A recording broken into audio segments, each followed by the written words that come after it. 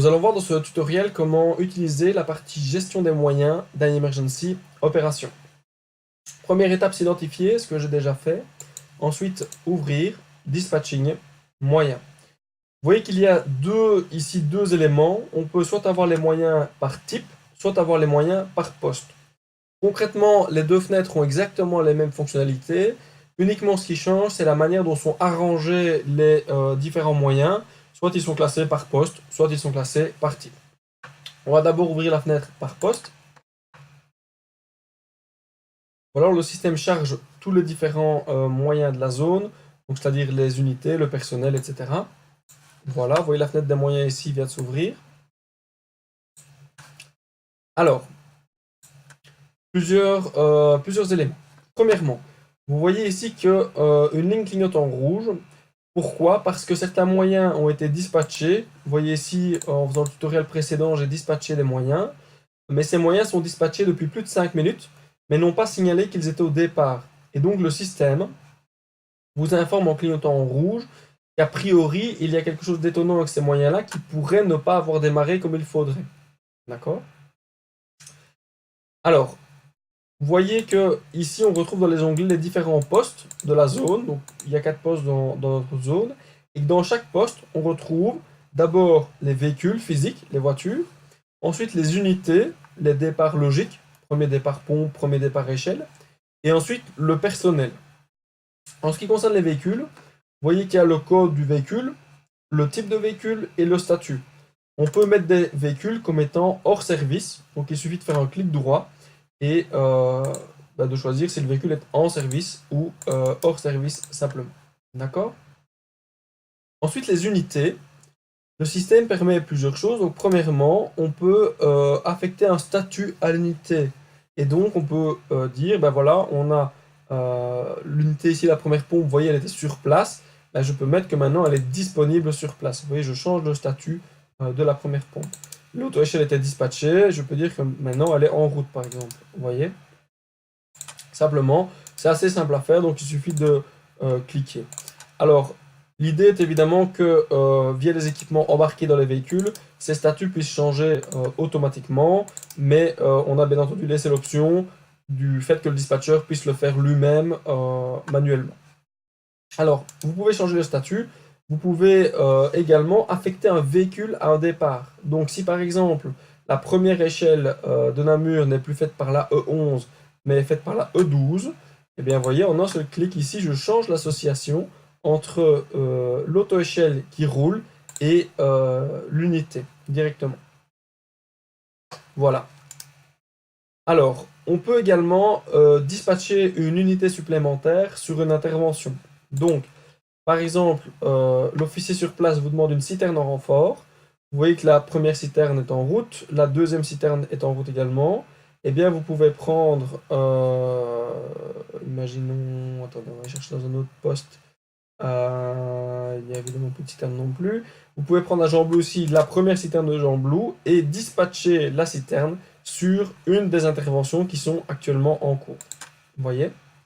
En faisant ça, automatiquement, la citerne va recevoir une alerte SMS, une alerte SDS, une alerte paging, si le moyen, l'unité, est équipé de pager, SDS, etc.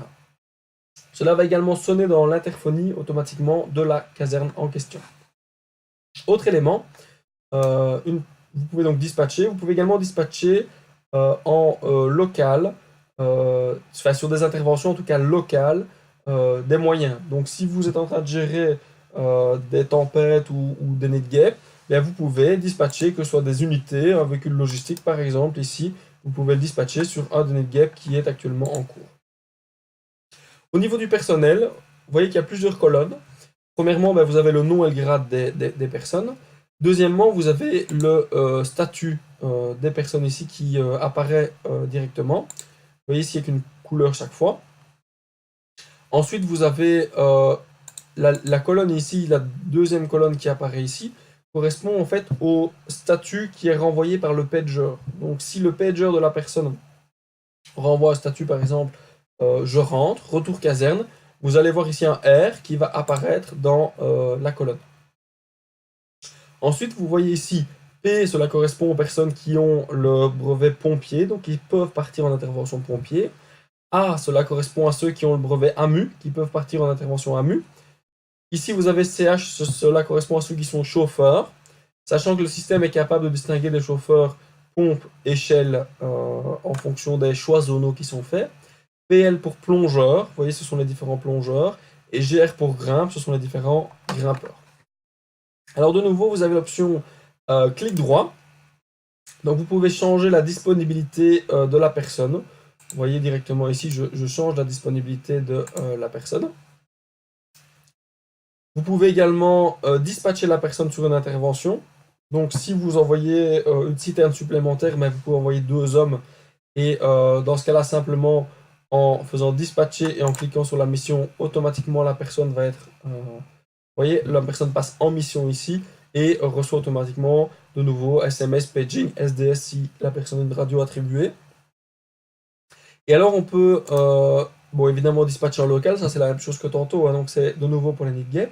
Et on peut ajouter éventuellement une remarque à la personne. Donc si par exemple, allez ici prenons de nouveau, si je suis par exemple l'officier de garde en second, eh bien je peux, vous voyez ici dans les remarques, je peux le mettre.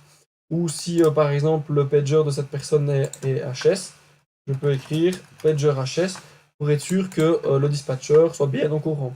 Cette information est évidemment propagée à l'ensemble des tables de dispatching qui sont ouvertes dans la zone, qu'elles soient l'une à côté de l'autre ou qu'elles soient dans des lieux totalement séparés.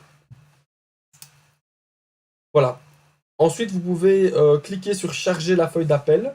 Donc, si dans iEmergency Administration, la feuille d'appel a été complétée par le sous-officier responsable de la garde de jour, c'est-à-dire en gros la fonction qui est occupée par quelle personne ce jour dans les départs, en cliquant là-dessus, automatiquement le système va mettre en disponible caserne toutes les personnes qui sont dans la feuille d'appel. Cela permet d'avoir une gestion facile de qui est disponible pour les postes en tout cas qui sont full professionnels. En ce qui concerne les volontaires, évidemment, dès qu'on change de statut via les pagers ou via l'application web, évidemment, les statuts sont automatiquement propagés dans le système de dispatching. Donc les statuts changent automatiquement. Et enfin, on peut envoyer des messages automatiques préencodés. Donc soit un message personnalisé. Vous voyez ici qu'apparaît de nouveau une petite fenêtre. Je peux mettre un message personnalisé. Soit on peut envoyer des messages prédéfinis. On peut ajouter différents types de messages prédéfinis. Cela permet d'avoir un certain systématisme dans les messages qui sont envoyés vers les personnes. Cela l'envoie par paging, par SMS et ou par SDS en fonction de ce que la personne a comme moyen de communication renseigné dans sa fiche signalétique. Voilà en ce qui concerne le système de gestion des moyens. Vous voyez que de nouveau ici au-dessus, on récupère les différentes fenêtres avec les différents serveurs, les différents voyants. Ici, on est sur une version démo qui n'a aucun des serveurs évidemment actifs de communication, sinon on aurait lancé des alertes dans tous les sens. Et donc ici, tous les voyants sont bien entendu au rouge. Et vous voyez qu'ici, ça continue à clignoter rouge. Pourquoi? Parce qu'en Den, il y a des unités dispatchées depuis plus de 5 minutes qui n'ont toujours pas annoncé leur départ. Ceci, c'est pour la fenêtre des moyens par poste. Vous avez aussi la fenêtre des moyens par type. Voilà, je vais la charger ici.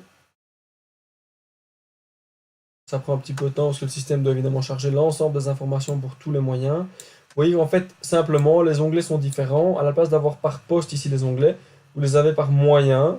Et dans chaque type de moyen, vous récupérez tous les postes. Donc si vous voulez voir toutes les unités, ici vous avez toutes les unités par poste de la zone, directement. Vous avez tout le personnel par poste de la zone. C'est exactement la même fonctionnalité, exactement la même chose. L'intérêt est juste que certains préfèrent avoir tout le personnel ou toutes les unités sur une seule fenêtre. D'autres préfèrent par poste avoir l'ensemble des informations liées au poste. Donc c'est plutôt une question de confort du dispatcher pour gérer les moyens.